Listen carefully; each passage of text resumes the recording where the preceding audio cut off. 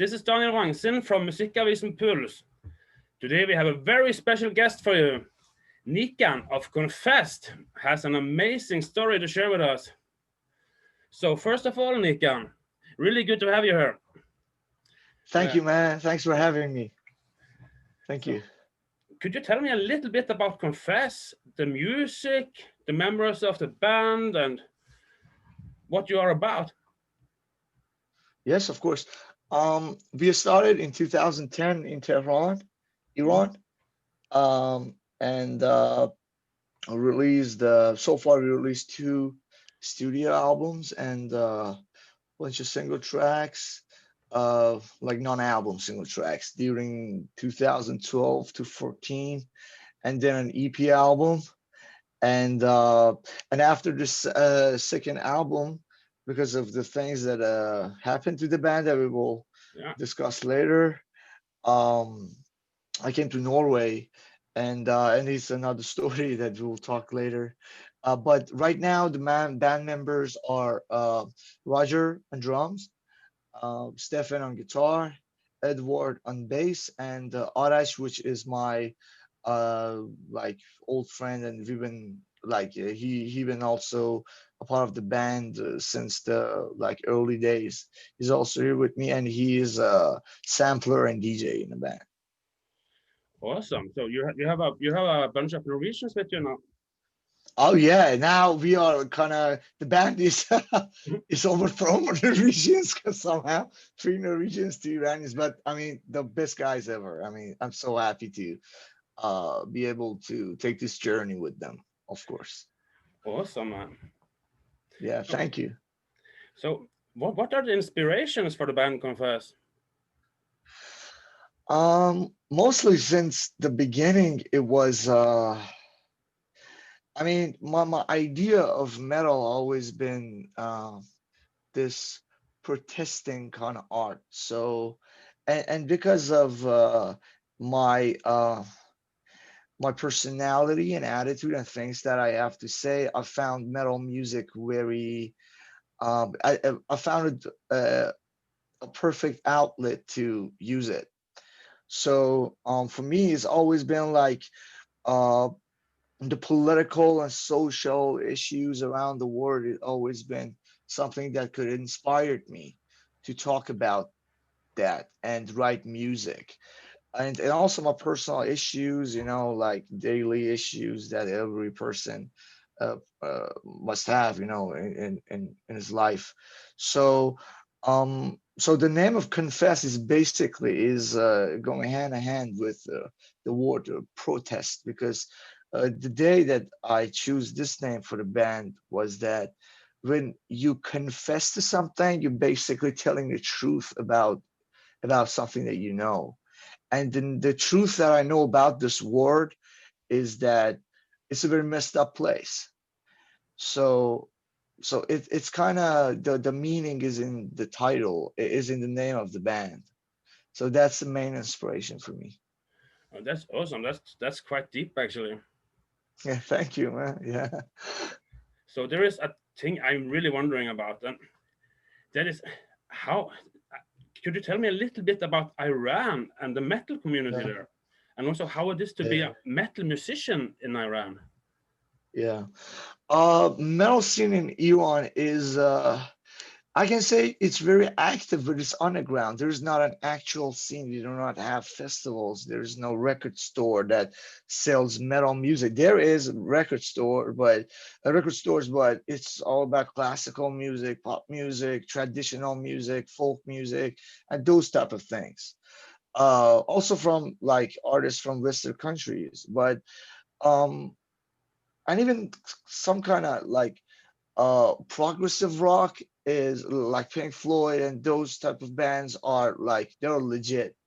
It's they're acknowledged by the government and society. And I mean, my fan, he has been a big fan of Pink Floyd, Jimi Hendrix, David Bowie, and like those guys. But you know, before the revolution, he started to listen to these guys. So, but they are a thing in Iran. But metal, basically, because it's like extreme music, it is not accepted by the establishment. And because mainly lots of artists like myself, we are using the international language like English when we write. And those people don't know what we're saying, and they are hearing someone that growling on stage, and they're saying that, oh shit, this guy must be satanist, and we don't know what he's saying, so he's probably insulting a religion or whatever. And but I must say also that during decades, this kind of ideology, I won't say it's changed, but lots of people push the boundaries, right? But when you talk about politics and these type of things, like confess, you're the target, so they come after you. But I know some bands, some of my friends, like my close friends, they could play in venues metal music, and and like they were singing in Persian, or if there was a song in English, the authorities should go through your lyrics. They would translate them to see that what you. So it's basically a big, huge censorship. They have to control you, and since this music is also extreme, and they don't know that what the reaction of the crowd would be, it is kind of a security matter for them. You know, Yeah. maybe it gets out of hand. They don't know what to do after that. So it's a little bit diverse. It's important that your band and you as an artist, when did you start? I mean, the guys that started 10 years before me, they have another experience, you Yeah, know. I can But imagine it. confess, yeah, but confess became something that that I mean, as my lawyer once said years ago, they try to set an example for the rest, that if you're gonna go too far like them, this is the punishment that we're gonna give you. But I mean, as I said, so many metalheads are out there, and then a band, for example, like Metallica, they came to Turkey like 2 3 years ago. They came to Dubai. I mean, I just heard from so many people that most of the crowds, they were Iranians, because this is the time that you can see your favorite band. Ah, awesome. So yeah, that's what it is basically. So you have quite an interesting story. So it's already known that you were arrested by the Islamic Revolutionary Guard in 2015, and then you had blasphemy charges for advertising against the system. Yeah. You were charged again for forming and running an illegal band and record label, for Satanism, and writing anti-religious atheist lyrics. Uh, so Yeah, there's they, so many. yeah, they held you in solitary for 10 days, I read. And Yeah. what the hell went through your mind while you were sitting there? That must have been scary as fuck. Basically solitary confinement, it was 3 months. The first Three 10 days, months. it was 3 fucking months. Holy And shit. 23 hour, basically you are 23 hours a day locked up in a cell by yourself. They just give you food, and there's a bathroom in your cell, and that's it. So you just have like an half an hour in the morning that you can go out, and there's like a 10 20 meters that you can just go from this wall to that wall and just come back, and you're blindfolded. You just gotta look at the ground, and that's what you get. And if you're a good boy, they will give you another half an hour in the afternoon. You know, there's no time. You don't have a clock. You the light is always on in your cell, so it's hard to sleep. The experience of jail is that it is as it sounds. Jail is jail, no matter where you are. I mean, it is jail is basically designed to break you. It is designed against your instinct, because sometimes, I mean, you just ask that, how does it feel? You know, sometimes you're sitting in your cell, and I was talking with someone last night, and we're talking about the same thing. There's this urge just start rising up in you that you just want to run. You know, you just want to Yeah. break everything and just run, because you feel that you're being suffocated. But as a 21-year-old at the time, it was something that I mean, prison was the biggest fear of my life. I was like, I never could comprehend this thing that someone be locked be in a room and can be able to do what he or she wants, you know. So Yeah. when it happened to me overnight, I was like, this is the end, bro. I mean, this is over. Just bye bye. I mean, even prison, we heard about it. It's for politicals mostly, and when they go there, you it's there's no guarantee that you're gonna get out safe and sound. So but when they took me and I mean, I went to the cell, my solitary. I was like, when they locked up the door, I was like, just looking over my shoulder. I was like, that's it. You need a lot more to stop me, because now you just gave me what I really needed. You gave me that fuel to keep going even more. And at that time, day and night, I was just thinking that, you know what?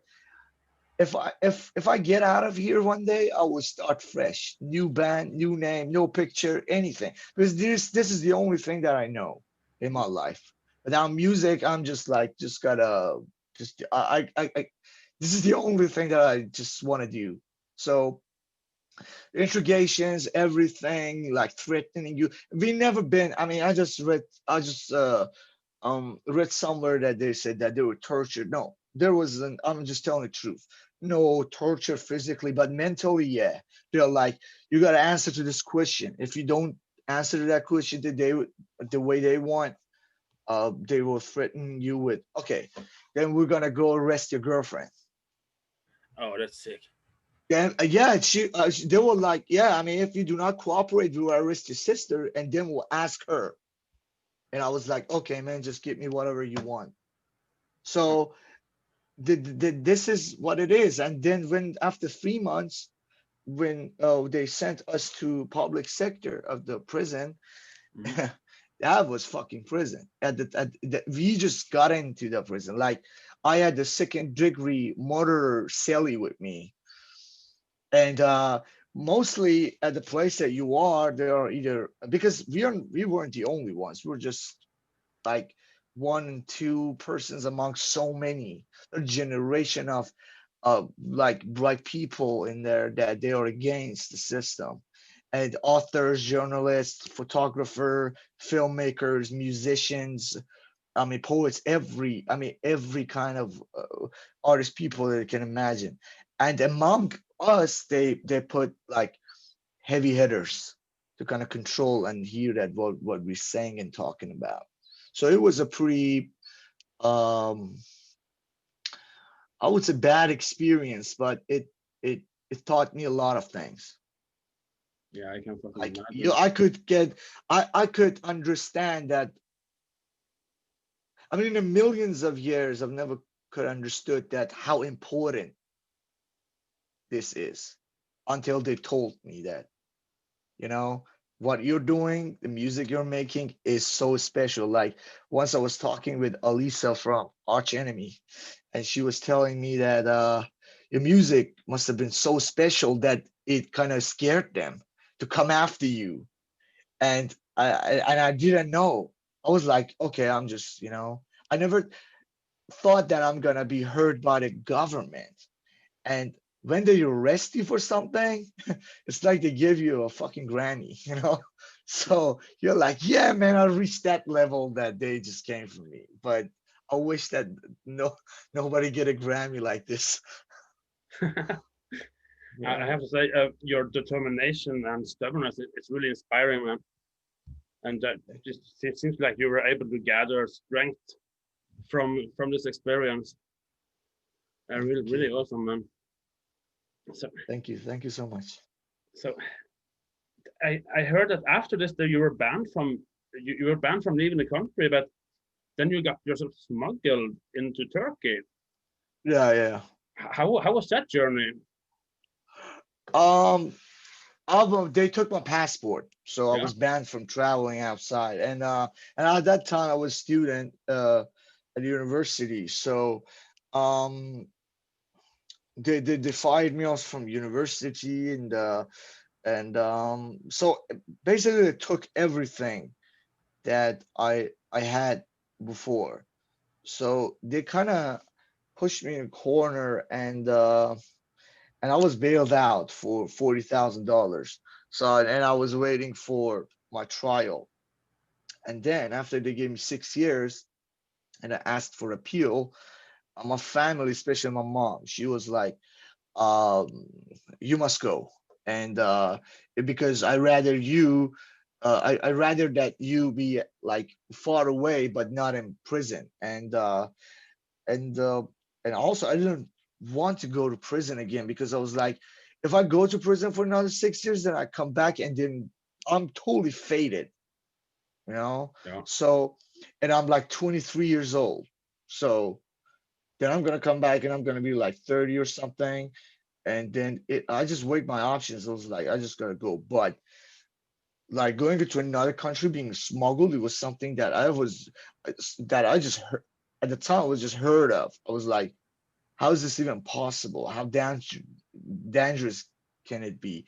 Which it's a very long story, and there are parts that uh it's not really uh explainable. But I'm writing a book that I'm talking about all of this, but it's so long that I don't think that it can be even fit in an interview. So I can just say that it was a very weird, for me, spiritual journey, because at the same time I was seeing stuff and like digesting stuff that I mean, it was like I was just watching myself from like outside of this planet. I was like, how is this possible? I was living my life, Yeah. and now I am at this situation in less than 2 years. And but if this is gonna takes me to this path, let's go, man. Just let's do it. Because because as they say, I rather to, I mean, die standing than begging on than living on my knees. I'm like, let's go. If they want me to press my luck and see what will happen, I Yeah. will do it, because I don't have anything else to lose. Yes, I have a family, but I basically lost all of my friends.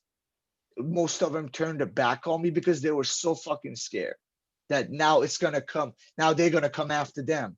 Because bro, they were showing me pictures of me in the street with some of my friends with my girlfriend, and showing me in interrogations. And I was like, why did you guys do this? They were like, yeah, for a year and a half, we've been after you. And I was like, who am I? Why did you guys do this? Oh, it was all in my head. But as they said that uh, you're a threat to society, so you will be treated as a one. And I noticed that to me and to someone like you, I can be a musician, but to Yeah. Of them, course. a part of the opposition. I'm someone that they will shoot. I mean, they will bring you down.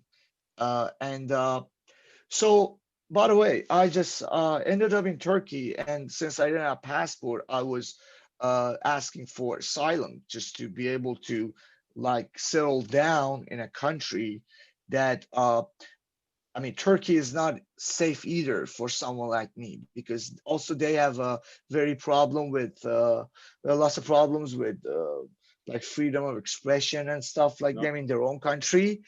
And I mean, lots of Turkish artists are in jail and those type of things. And also, they have a very good relationship with Iranian government.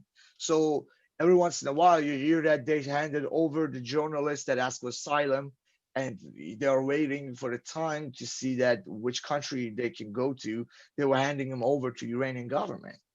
Yes. So I was like staying like very low key in a little town around Istanbul, and it was basically me and just three cats. Three In cats. a house. Yeah, just three cats. I adopted a cat and she was pregnant, so then we became free. So I suddenly became a father. So and so it was just me and my thoughts and all of this idea that I'm gonna take my revenge. I don't care how.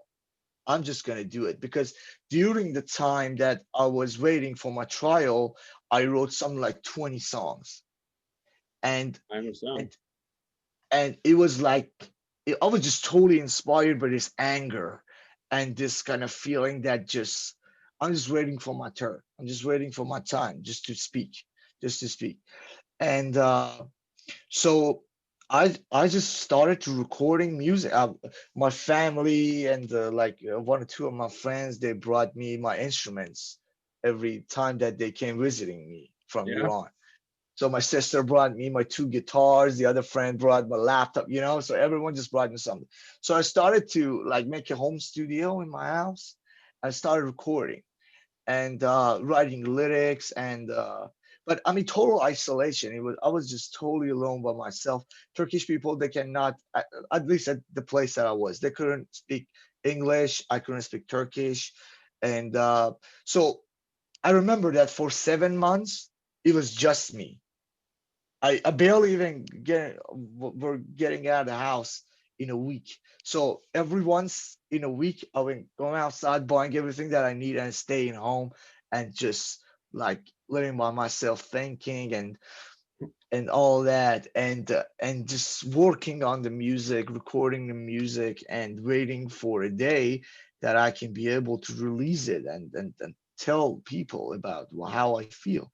But after a few months, I decided to talk to the media because I had lots of requests for interviews and stuff from different places. But because we were in Iran, it wasn't safe to talk. I just once talked with Metal Injection, but it was very risky because my case was still open at the time. So I think it was 2016. So I started to uh, talking, but I was this fear that maybe they put my family under pressure, that which they called my father twice and they told him that it's better for him to be quiet about this. And my father was like, just go find him. My dad was like, fuck you, just that's the way it is, you gotta deal with it. Yeah. So when I talked with like different like people, and then I was being heard. And then I heard from different organizations like Safe Muse, Free Muse, iCore, that they are working with artists who are persecuted and they're in danger. And then they're sending me emails and they were like, we read your interviews and maybe we can help you. So we got into the process of that. And after a few months, I heard from iCore that Hashta, the city in Norway, they invited you to be a freebie musiker, like a guest musician. And I was like, what do I know about Norway?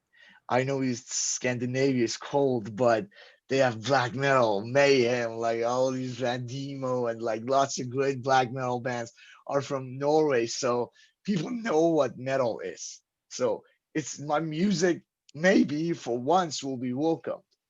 Absolutely. So yeah, so after a few months, I just ended up in Norway and I'm so happy to be here with you guys. That's fucking awesome. And you mentioned revenge, and I guess what you just told me explains what your upcoming album, Revenge at All Costs, is about. So I was wondering, how was the work going on this album? Are you recording it now? Is it recorded? Can we expect Man, new lyrics soon? Or yeah, it's a very like everything else about me, it's like very ups and downs. I mean, as I said, I recorded the album. I wrote the album in 2000, um, at the beginning, in the mid 2016.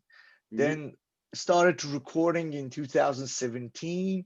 The first single track came in 2018. I was like, the album was kind of coming together slowly, but uh in 2019 we were like, we are ready, all the lyrics are done, the vocals are recorded, the mix is kind of over, it just needs a little bit mastering, and that's it, so let's go. But after we met our new musicians, I was like, uh Roger, our new drummer, was like, let's re-record the drums, because we also have a friend, his name is Erling, and he's very good with producing stuff and like mixing and these type of things. And it was like, we can make a better quality out of this. So Mhm. let's just take our time. You released 3 single tracks so far, but let's see what will happen. And I just trust these guys. So it's like, yeah, man, let's see that what your input brings into the album. And so we actually were supposed to record the albums, sorry, to record the drums in April, but Okay. Corona just came, and then the Yeah, of studio course. was closed. I was like, fuck, man, it was supposed to be done, but now we gotta wait, and just everyone is having their own concerns, and so we just waited. And right now, uh, the drums are pretty much done. We are in the way of record in the process of recording, but it's kind of pretty much done. And I'm working a little bit more on guitars and these type of things, but I can say that I have three versions of this album that is like the musically is the same, but the sound is a little bit different. So everything is basically finished as far as I see, but the time that I think we can be able to say that we're gonna release the album is the spring of next year. Yeah, Uh, sounds good. so yeah, so it's like um it's time. I mean, it's well received, and I think that it is time to release the album. So we gotta hurry up to finish it. Yeah, I'm looking Yeah, forward to that one. I sure, really am. man, sure. So Thank you. you're in Oslo now, and Yeah. you will do a few concerts while you are there. You will Oh play at yeah. Smuggling now this Friday. Yeah, yeah, So yeah, yeah. we will Super send some stoked. people there to take photos and do a review of Yeah. your concert. Perfect. So Perfect. are Glad you to planning meet to him. do many more concerts now in Norway or around? So Uh, it's we just got back from Larvik. We had a yeah, gig in there, and now I'm in a hotel room basically.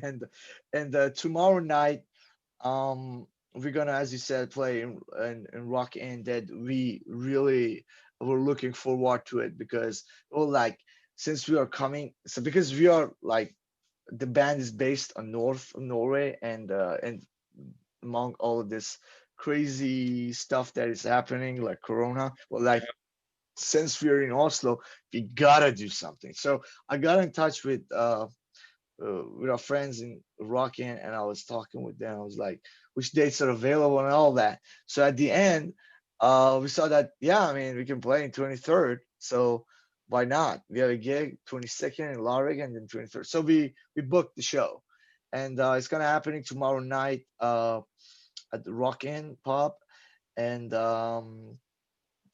we definitely hoping, I can say, because you don't know that what's going to happen next month, but we hope that we can be able to do this more frequently and play in different places, and when this thing is over, we can be able to play overseas in Europe, Central Europe, and some are close Iran. I mean, Iran, if I go there, I mean, the because the appeal gave me like 12 and a half year in jail. So if I go back there, the handcuff would be waiting for me. So I'm not, uh, I think it's impossible to play in Iran with, unfortunately, with this regime that is there now. But I hope that we can likely. be able to play somewhere around Iran because we have lots of fans in Iran, and it's a huge pleasure to be able to play with them. Yeah, I I heard mean, there play are. for them. Yeah, I heard there are a lot of underground concerts in Iran. Yeah, yeah. So, Just stay on, yeah. but I guess the chance of getting caught is a little bit too high It's for you. yeah, it's too high. Yeah. And because they are watching someone like Yeah, me. I mean, I know, and they and one of the things that really forcing this to go forward because of this motto that I it's the name of the next album, Revenge at All Costs. I don't care how hard it's gonna be, because this is the thing that I'm like, you fucked with the wrong dude. You know? So I would do everything in my power to, first of all, prove to those people that you cannot stop someone from his destiny, from what he wants, from what she dreams, from whatever.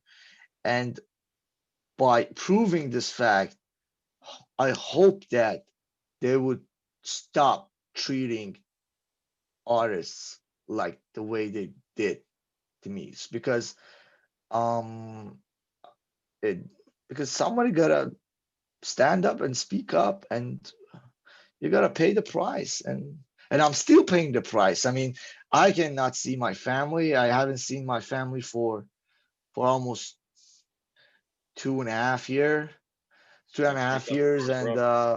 yeah, and I'm not, and I mean, and I miss my city, my home, and things like that. So it's not like your freedom is just the only thing that you got to be concerned about. Is also your I mean, you are far away from the roots that you grew up in. It's like I tell you that you gotta go to another country and you cannot ever get back to Norway. Yeah, it would It's be fucking heavy. horrible. And I It's can't like, even okay, imagine. I mean, I can live in another country. It's not hard. For example, I would say, I don't know, Germany. I would say still Europe. And you'd be like, yeah, I mean, but after a few months, you get this kind of feeling that, uh, you know, you start to remember things. And after a year and two, you're like, you know, so that's that's uh that's life, I guess. Yeah, it sucks though. So I was Yeah. wondering, do you think you will ever be able to return to Iran, maybe in the future, or do you think a lot about that? Uh, n- Not really. I mean, not thinking about it because I've already made the conclusion. It's not possible with this system. Because even if they say that, okay, all the political prisoners will be, I mean, discharged, or all the cases would be closed and all that kind of shit, I would say that these motherfuckers are lying. It's not. They just want to get these people. So, um, I would say no, because it's not possible. Because I don't know, even they can ban you from getting to your own country. I mean, it's fucking funny and at the same time very sad. But so many people that got out of the country ran away in the first days of revolution in 80s. Yeah, They decide to come back to Iran, but just imagine they ban you from getting to your own country. that's fucking bizarre. It's stupid. It's like, I'm Iranian. Iran is my country. Everyone has a country. That's the way it is. But they ban you from so I can be even banned, but I don't know. But if the regime would change that, I hope that this happened, because people are like protesting and all kinds of all those stuff. Uh, then why not? Of course, I would like to go back and meet my family again, like go home. Yeah, I understand, man. It must be really hard. And Yeah, it is. Sometimes it's really hard. Yeah. so you told me you are working on a book. That's really interesting. Yeah. So it will be about your journey, the band, Yeah, basically yeah. everything, or It's about yeah. It's about all that. Yeah, actually the the main focus on the book is from 2015, the arrestment, to a point that I haven't decided yet, because this journey is just going so crazy and so fast that I'm like, if I'm gonna put all of this in one book, it's gonna be like this thick. So yeah, I gotta put an end to a period of this, and I'll be like, okay, this is the thing that maybe someone likes to read. Okay, the rest is maybe not interesting, or maybe I would just do another one later. I don't know, whatever. But also in the book, there are moments that there are like flashback to the beginning of the band. So you get back to 2010 and all that. and maybe parts that I'm talking about my childhood and referencing it to something else. So it's kind of cool, and the way that I'm writing it is like very honest and like friendly kind of talking. It's not like, oh, I'm an author. No, I'm not an author. I'm just someone who knows that what his story is. So I'm just Yeah. kind of writing it down, and like very, very honest approach when it comes to my feelings. For example, the moment that I'm arrested, I'm saying that I'm shocked and I think that it's over and I'm scared and all of that. But at some point, I feel super strong at another situation like that. But I'm under pressure at the same time. So it's something that I'm working on, and I've been working on it since uh, the day um, I fled the country and went to Turkey. So, but I put a pause on it for a year because I just want to finish the album for now, and that is my main focus and the live shows. So after we're done with this, I'm just gonna get back to it and finish it. And it is something that to me is very uh to be honest, some parts that I'm writing, because I remember it's like a little bit bothering me, but I gotta do it. And as a whole, about this project is because it's individual. Like you as a rock author, you it's you, Yeah, and of it's course. not like a band. There's no drummer, there's no bass player or guitar player. It's just you, pen and paper. So it's very like cathartic when I'm writing it, and it's like, yeah, it's something that um I'm really looking forward to be able to share it with people outside. Yeah, I will read it for sure. So, Thanks, okay, bro. Thanks so for okay, support. okay, Nika. I want to thank you so very much for having this conversation with me. So man, it was my pleasure. it's so fucking interesting. Such an intense story, man. So Thank you. Yeah, it I was was my just pleasure, and so happy to be able to talk to you and just you know answer every questions that you had. do you have anything else you would like to say? Yeah, I guess this is the time for Yeah. shameless self promotion. Uh, it's I just gonna say thank you to everyone who supported us, knew us from before, to anyone who's listening to this, watching this, and I really appreciate the support and love during years, and also thank you again for this chance to be able to talk with you, and just we are on. For those who like to listen to our music, we are available on all the social medias and digital platforms. I mean, every applications that you're listening to music, we're there. And just, yeah, I mean, that's it.